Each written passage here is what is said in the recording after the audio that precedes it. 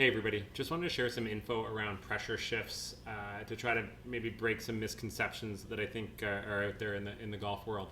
I think there's this big push to have 80%, 90% of your pressure or quote unquote your weight on your left foot or your lead foot, if you will, at impact. And I think that's a pretty commonly held belief amongst a lot of players.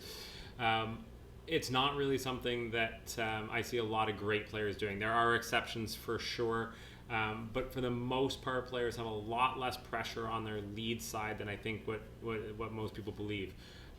Here in this box is Riley Fleming. Riley is one of the best PGA of Canada players in the country. He's an exceptionally talented guy. This tee shot flies 342 yards. But it's not just for long hitters. We see this across the board with a lot of really good ball strikers.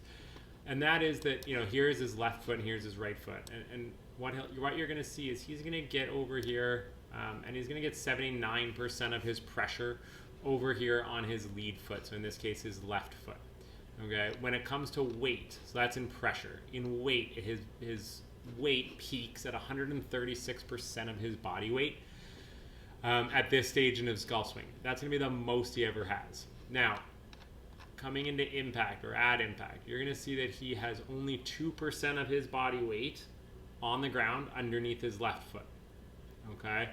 96% of the pressure that is remaining against the ground is on his right foot, or his trail foot. When we take a look at this from a trail foot perspective, he has 49% of his body weight on his trail foot, 2% on his lead for a total of 51% of his weight against the ground. But from a pressure perspective, the pressure is only 4% on his lead foot, 96% on trail. You can see that at this phase of his golf swing, his lead foot is very, very large. He's covering a large surface area. He then actually shrinks that surface area quite considerably.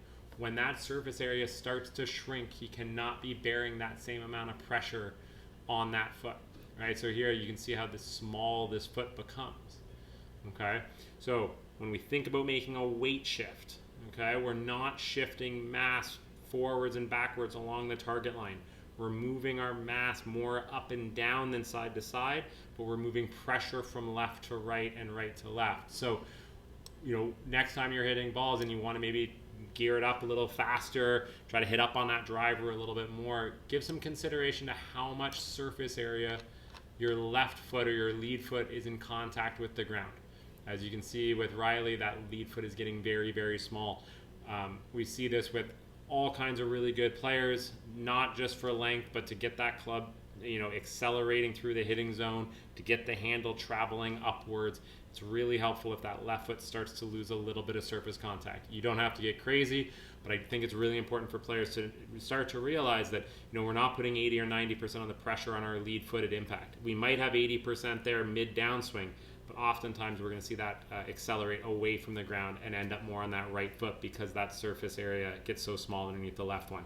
Now, ultimately, that surface area becomes large again, and he ends up with 5% or so on that lead foot at finish. But in that middle portion of the golf swing around impact, that foot is typically accelerating up off the ground. I hope this helps somebody out there. If you've got any comments or any successes with this stuff, please let me know. Take care.